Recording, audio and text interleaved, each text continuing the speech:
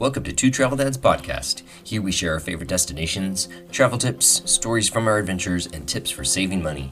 Be sure to subscribe and check out our detailed show notes at twotraveldads.com/podcast-episodes.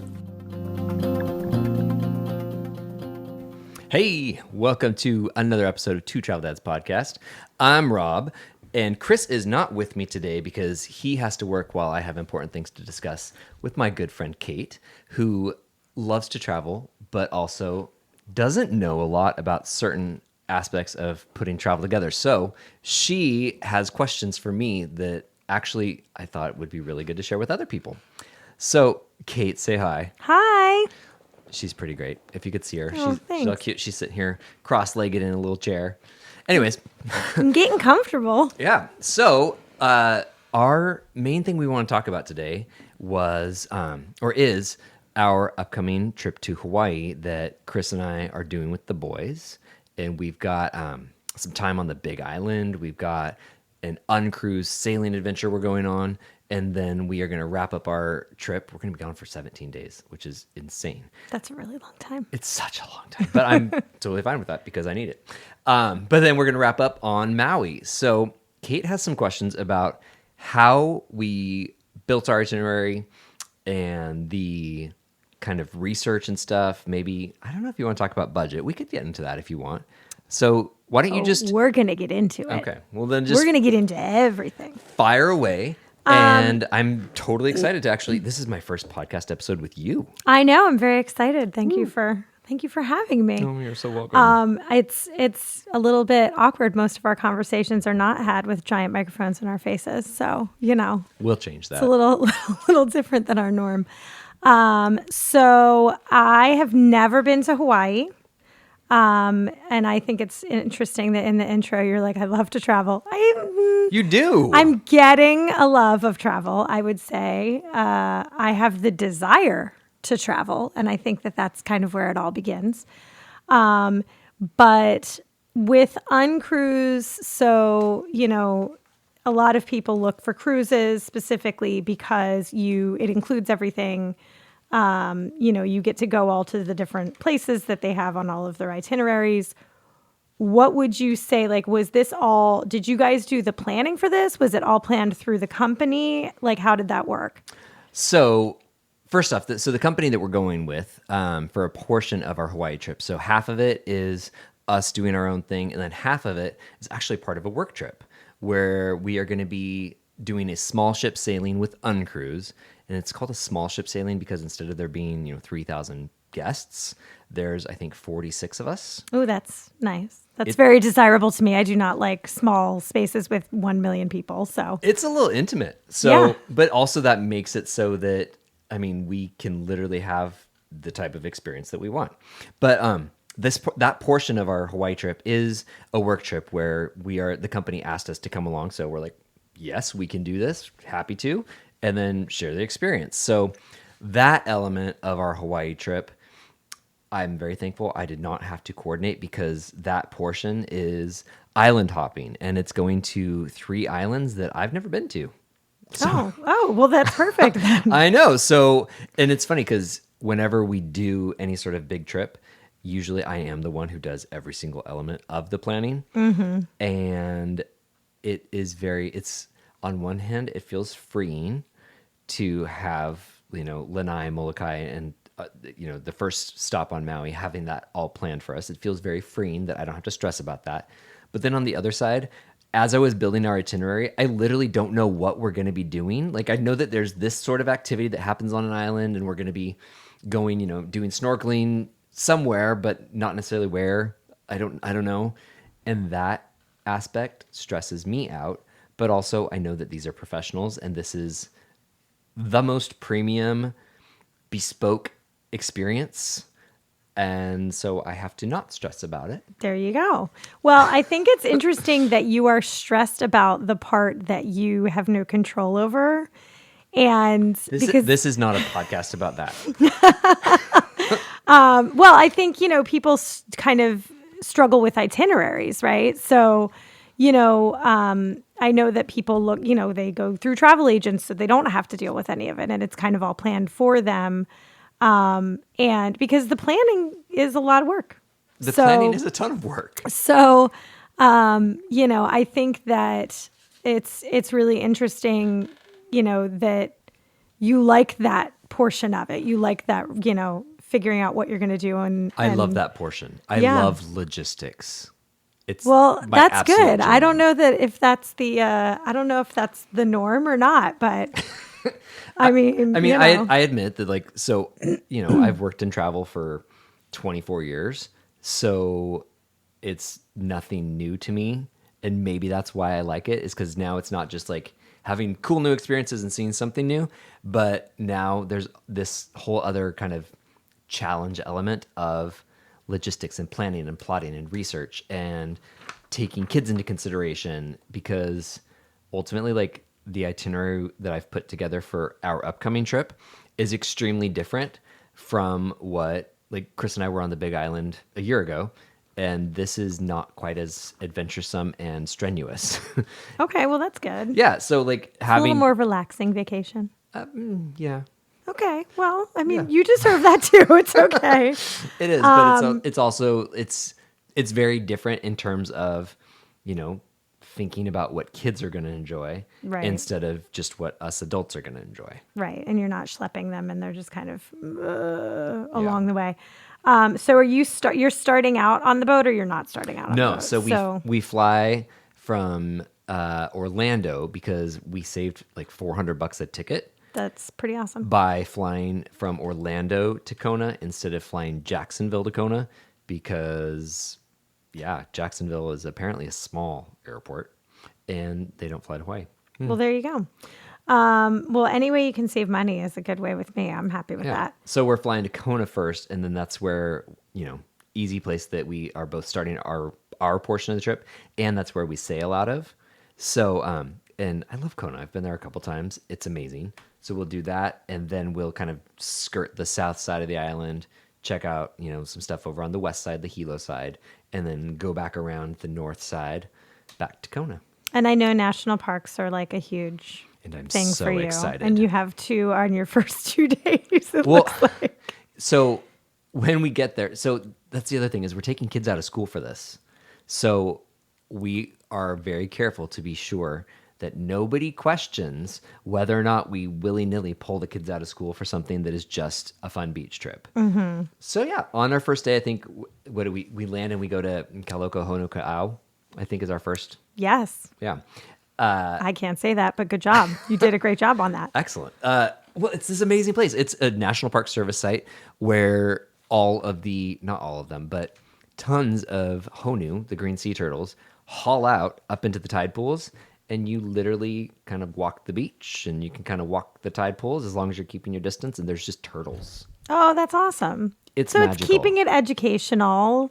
It's science directly in front of your face. And yes, that's wonderful. Yeah, and then the next day, I think our first stop is Pu'u Ohana Ohunaunau National Historic Site. That is also hard to say. I struggle. And I'm doing this without it written in front of me. I struggle with Hawaiian words in I can pretty much pull off aloha, and that's it. Do you want to know the trick? You say every letter. There are no silent letters. You say every single letter exactly as it sounds. Okay, we'll practice that later. Yeah. Mm-hmm. It does look like you get some beach time though in your first 2 days, so that's fun. I mean, and especially you're not making it all educational. Well, but these grueling. are actually educational beaches. Oh, well, great. So we've got a couple other podcast episodes about, Big Island, about Kauai and things like that. But this is something that Chris hasn't done, the kids haven't done. I'm really excited to take them there. One of the beaches we're going to is it's the Papalokea, the green sand beach, and you pull up and you have to have cash, and then some locals will load you into the back of their 4x4 trucks, and they drive you, it's like 2.5 miles through the deepest ruts you've ever seen. Like literally the road that they drive you on is a rut road. Oh goodness. And the side of the road is at like door level. But I know it's crazy. Oh my gosh. And there's moments where you have to go really Very slow trusting because of they these go like people. up over these big mounds. But at the end is the green sand beach. and it's amazing. And it has literal green sand. It is literal green sand. Oh, that's cool. So because the Big Island, it's the newest island, the youngest island. It has all kinds of different volcanic activity. One of the cool things is that at some point there was a flow that produced a whole lot of olivine crystals, and they flowed out at the green sand beach. So the sand, like as you get there, you're like, it looks like green olives, like a martini. And you get down there and it literally is green, sparkling crystal sand. And when you hold it, it sparkles in your hands. And oh my gosh. I know. All right. So it is educational. It's All right. educational. It's educational beach time. Yeah. So then the other beaches that we have are like black sand that are, just straight up like runoff from the lava. And it's, Yeah. The ecological pieces of Hawaii is like a big thing. Yes. So let me ask you this, since I have never been there, if somebody was planning to, because you obviously, these are, you're familiar, right? So when you're planning a trip to go back to somewhere, it's kind of different than planning a trip to go for the first time. Oh, for sure. So are you, like researching everything online? Like are you asking people, like what are your resources essentially for kind of planning this all out? So for the Big Island, this will be my third trip to the Big Island. Each time I'm there for a week. So this makes it 3 weeks on the Big Island, which I'm really proud of. I love it. It's my favorite place. So the first visit, somebody else made like kind of like a bones itinerary for us. Just making sure that we hit, points A, B, C, and D, because it was a work trip. And we did it. And as our dates approached, I was like, actually, I don't think this is going to fill up our time. So then I started researching, literally just pulling up Google Maps and dragging it very zoomed in, very slowly, point by point, making sure that like I saw the things we had to do, and then found everything else in between.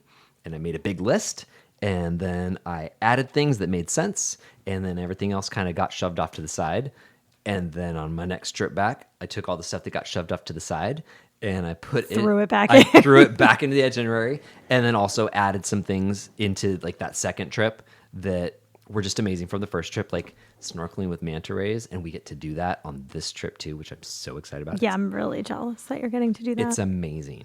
Although I have seen videos of it, and now I'm like, would I freak out? I'm not sure how I would react. I don't know if I would be into it, if I would, when it actually happened, if I was like, oh no, this seems much scarier than I thought it was going to be. They're like sheep. They're gigantic. They're huge. They're as big as me. They're as big as a Volkswagen. They are. They're very large, and the big things just in the ocean. But like something like that is an experience that even though I've done it twice, I can't wait to do it again, and I can't wait to do it with the kids. Yeah. Because I've shown them videos, and Elliot had questions about, do they have a stinger like a stingray? Yeah. And he gave me this look like... A lot of kind of like, oh, do I really want to do this? So we already have had to talk about like the actual biology of a manta ray and like what they do and how they move to kind of get the kids buy-in on it. So, but it's such a special and unique wildlife experience that it's absolutely worth doing again and again. Yeah, absolutely. Well, they're going to love it once they're in it. So that makes it onto the I itinerary. know my kids would love it. My adult fear is what would hold me back. My childlike self would be totally into it. You would conquer it. But, especially when you do see how like, it literally, they're like little underwater angels, huge underwater angels. Your fear would go away. You would be like, wow.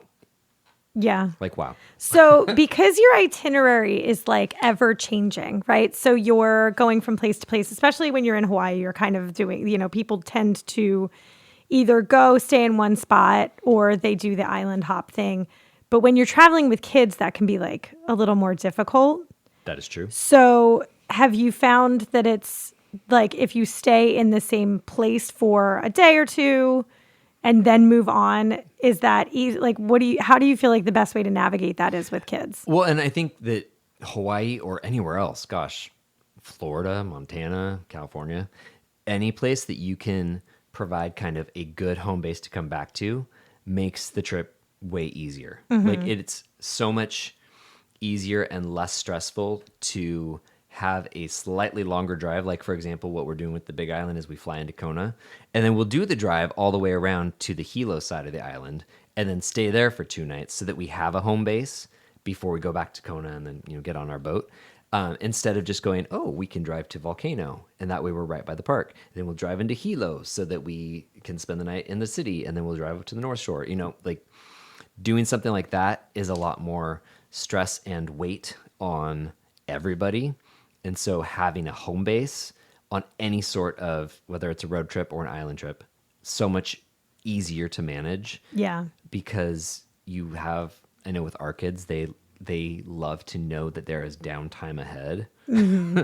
And they also love to know, oh, we get to go home for the night. Yeah, my kids are the same. Yeah. Yeah. So setting things up that way so that we can present it to them that we have a home to go home to each day actually makes them much more pliable throughout the day. Much more amenable to your plans. Yeah. It keeps it much less stress for everybody. Okay, fair. So once you leave the Big Island, where do you guys go from there? Ooh, that is a great question. So, gosh, our uncruise itinerary is pretty amazing because we get to do a little bit of navigation around the Big Island, which we will have already been on, but we've been doing like the land. We've been doing Hawaii Volcanoes National Park, which we have a podcast episode all about that you should listen to. I have listened to that one.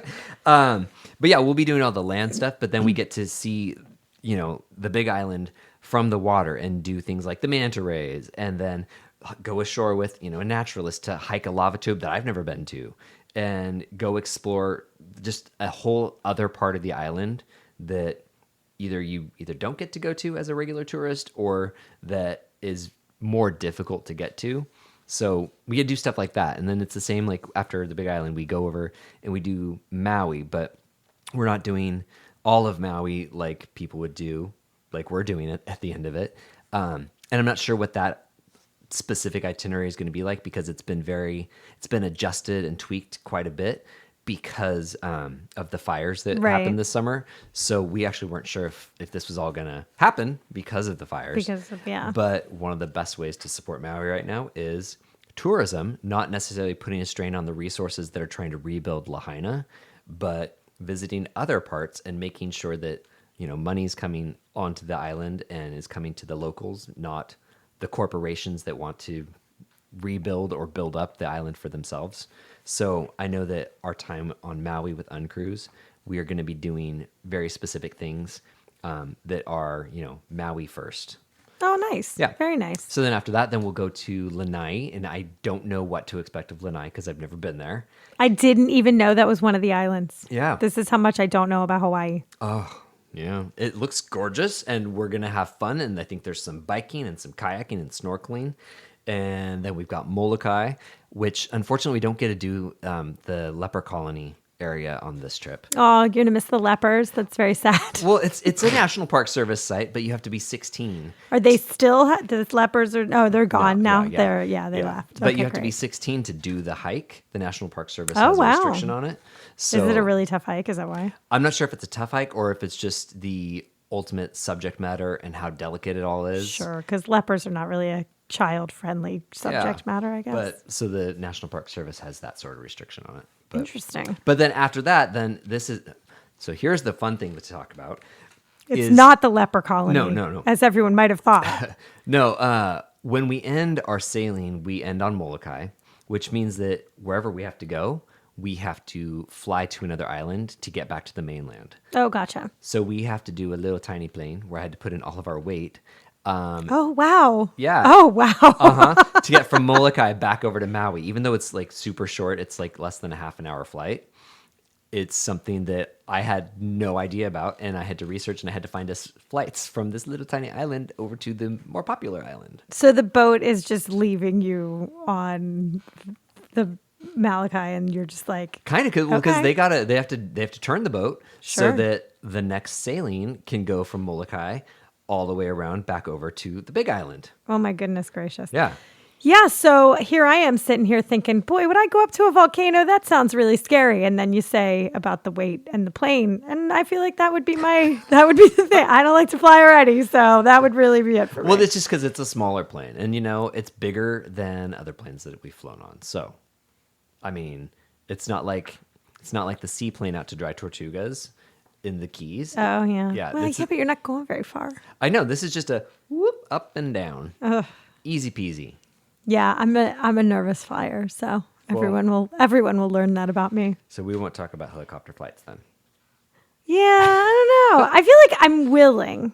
I'm just, it's the fear of the unknown. And there's a lot of unknown in flying, but Yep. also flying tends to be safer than driving a car. I don't know how to fly, so I feel like that's my control thing, right? So is it for you? Is it the thought of planning a trip to Hawaii? Is the thought of having to fly across the Pacific Ocean more daunting, or having to hop on a little plane to go from Molokai to Maui? Which is think scarier? that the hopping on a little plane would be more stressful for me. I think that would be the more stressful thing. I don't know why. I get it. Yeah. Just, I don't want to see my pilot. I don't want to, I'll see him at the beginning. Like they're And infallible. high five and a handshake when we get on. And then Yeah. I want to I want him to do his job while I'm doing mine, which is to not fly the plane. And that's our relationship for the whole trip. Oh, And that's where we are. I have had to go, the smallest plane I've had to be on was it wasn't even a puddle jumper, but it was a small plane that had just the one seat on each side. Oh, yeah, like the And- little sky tubes. Yeah. And it was from Indiana to Pittsburgh or something, that's not very far. But when you board the plane, you walk onto the tarmac, right? You're not going through the little tunnel they give you at the airport. So we walk onto the tarmac and I looked at my husband and went, oh, what's this? What are we doing here? Did it feel a little too real? It was, and then we walked up the stairs and I looked inside and there was just a curtain between the pilot and myself. And I was like, oh, this is a different experience. But I made it through that. But he just looked at my face and he was like, oh, are you going to be all right? So, yeah, There are bigger things to conquer, though. Yeah, it's just, We'll get you on a helicopter someday. okay. No. And funny enough, being in a hot air balloon is I would love to do that. Oh. So it's not necessarily the heights. I think it's just I don't know. I think it's being in a plane that I don't know how to pilot a plane. And a hot air balloon is so much more uncertain. I You feel are like I can handle it. Oh my gosh. You're literally at the mercy of wind. And it is the most stressful thing because as you're landing in a hot air balloon, you're like, oh my gosh, we're going to tumble out of the basket. And literally, you have to live every moment until you are on the ground and secure. All right. For me, Interesting. hot air ballooning was more stressful than little planes. Yeah. But I think to it's each their own. I think it's interesting the things that freak me out when it comes to traveling and going on excursions and all of those things. It's it really is more of the well, I don't know how to do this, so how does that guy know how to do this? Whereas Training. I feel like I could figure out a hot air balloon. Oh my gosh. I've seen those movies where they just shoot the fire. It's Yeah. fine. Okay, good times. It's more than that. Okay, so Anyways. once we'll get back to your itinerary. We'll talk about Kate's psychotic fears later. So once you are back on, so you're flying on this puddle jumper to the To Big Maui. Island? Yeah, Oh, okay. no, to Maui. So initially we land on the Big Island. We do our little, hootenanny all around the island and then do our sailing. And even though we hit Maui on the sailing, it's where we're going to go back to because we haven't taken time to explore really. And Oliver really wants to go to Haleakala National Park. Mm-hmm. So that was strangely difficult to figure out how to visit the different kind of units or areas of the national park because Haleakala is a big volcano. Yeah. And it's an extinct volcano, so it's not all lava and It's stuff. not active. It's not active. It's not spurting hot fire. And it was interesting because in trying to figure out, how to build a Maui itinerary, everybody always tells us, oh, Maui's so beautiful. You're going to have so much fun. It's so great. Best beaches. And that's the maximum amount of information from people I know. Is, oh, the beaches are so great. It's so lovely. You're like, I live in Florida. We've been there, done Got that. I got beaches. beaches for days. Check. But no, so then actually trying to research that, I had to put it out there on social media and be like, I've never been to Maui. We're going to be there for 5 days. I want to hear from people what there is to do besides beaches. And it was great because, all you got to do on the internet is either say something incorrect or asks for somebody's opinion. And you get all the information you could ever want. Yeah. And I literally was given both detailed lists. I got a great email this morning from a friend that said, I love this. I love this. The best poke is actually at a liquor store in Kihei. And I was like, oh, okay. So with really detailed information. And then it was just a question of kind of sorting through that and making a list that I could organize by its actual location, and then kind of picking and choosing based off of how much time we had each day. So like our, it sounds weird, but since I have a travel blog, I try to not use other people's travel blogs myself to plan an itinerary because I don't want to feel like I'm copying somebody else's work. That makes sense. So I just crowdsource. And Right. of course, some of the information I get comes from people who are also writers and want Right. to share their tips. So great. They're freely given.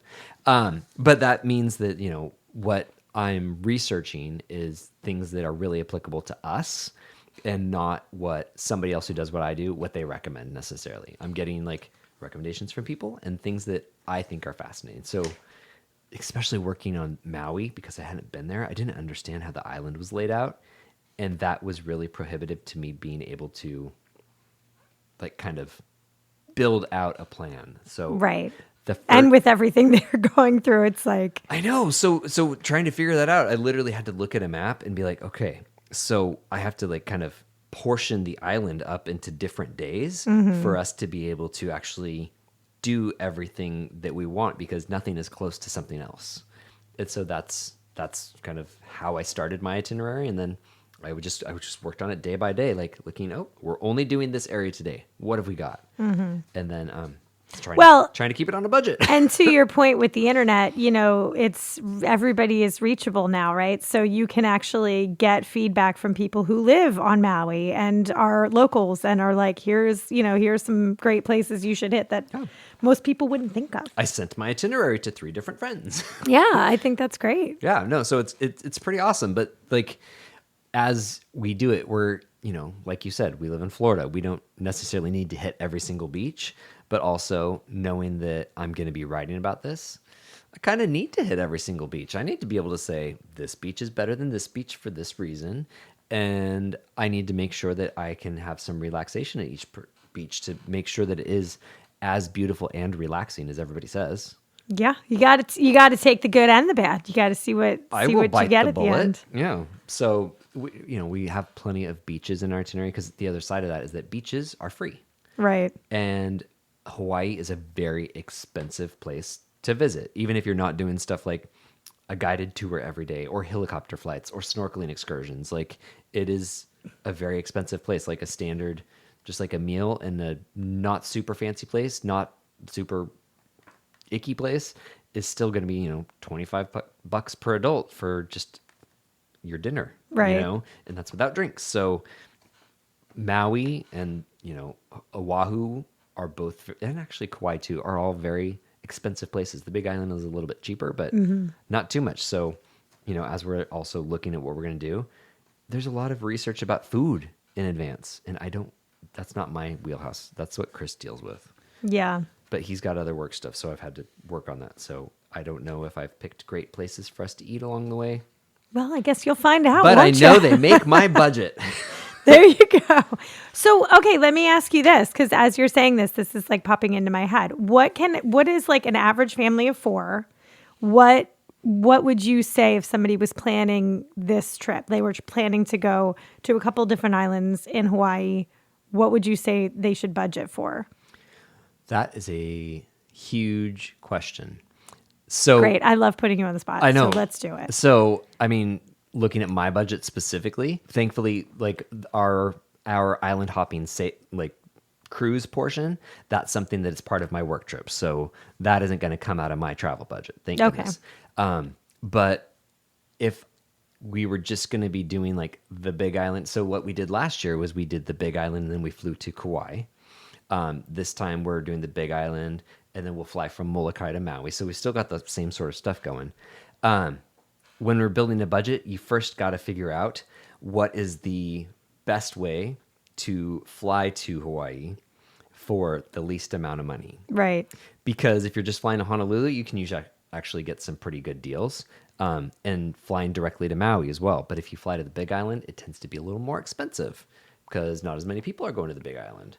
And so finding a way to ultimately get the best combo of flights to make it more affordable is kind of tricky, and you have to kind of change your dates and then change your destinations and kind of put your island hopping in order of what gets you the best deal. So for us, it was flying to Kona, doing the puddle jumper to Maui, and then flying back from Maui, because flying back from Kona, or if we had gone to Kauai instead of Maui afterwards, it was all going to be so much more. Right. So ultimately, even though like this is what we wanted to do to make sure that we could go and have like a full like Haleakala Maui vacation, it also came down to, wow, this saved us an extra couple $100 per ticket because we're flying back from Maui instead of Lihue on Kauai or something like that.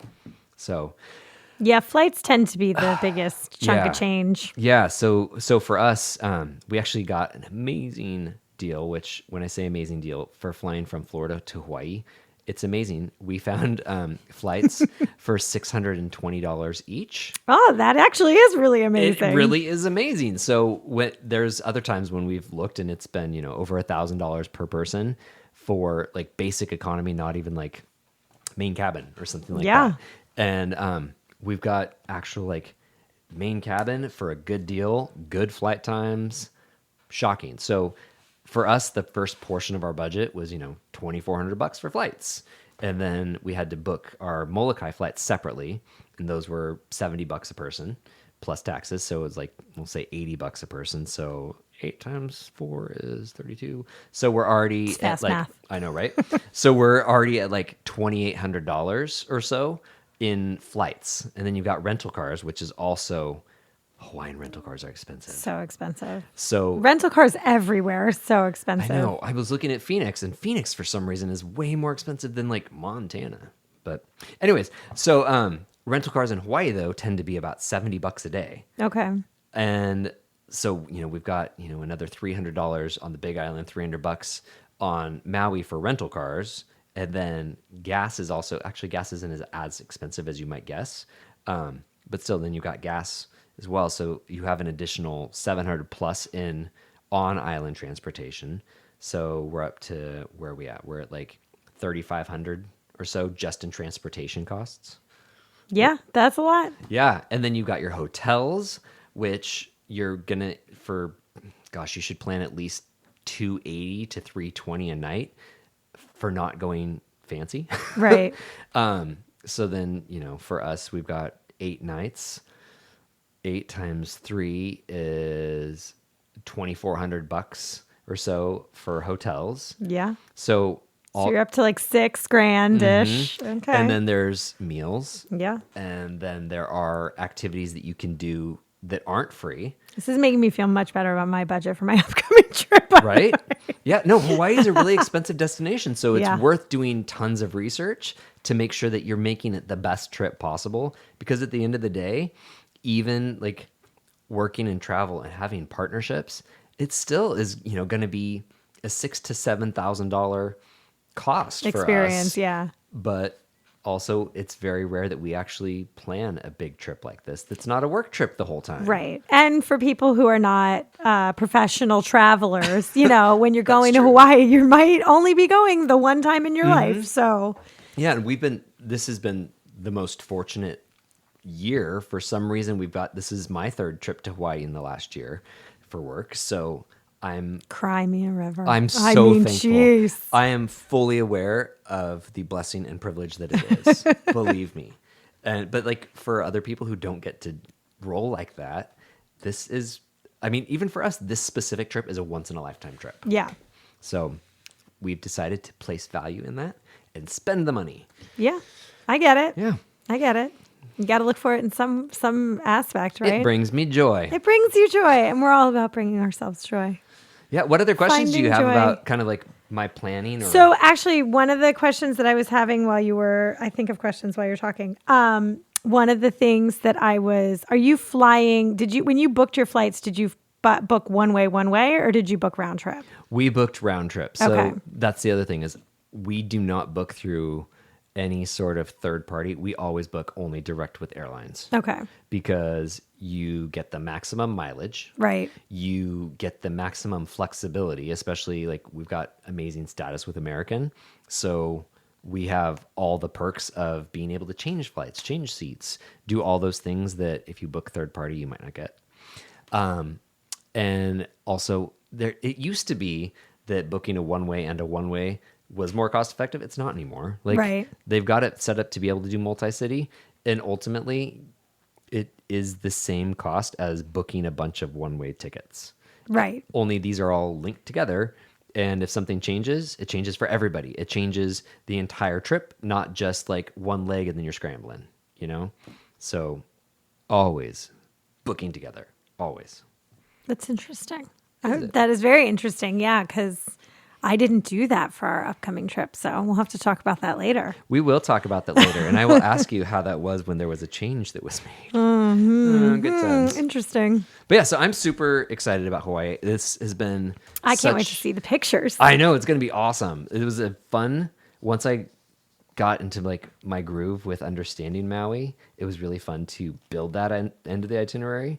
And then to put it all together, it's 2 pages of action, and it's going to be, the kids are going to have a great time. Chris is going to have a great time. Everybody's going to have I'm going to have a great time. I can't wait. Chris is going to have a great time because he's not working. I know. Oh, cool. Well, we'll have to have another podcast specifically about how all this did go. Yeah. How it all went down. The play-by-play of... If it all worked out beautifully. And the answer is going to be yes. I hope so. Good times. Well, stay tuned. We've got more podcast episodes coming your way.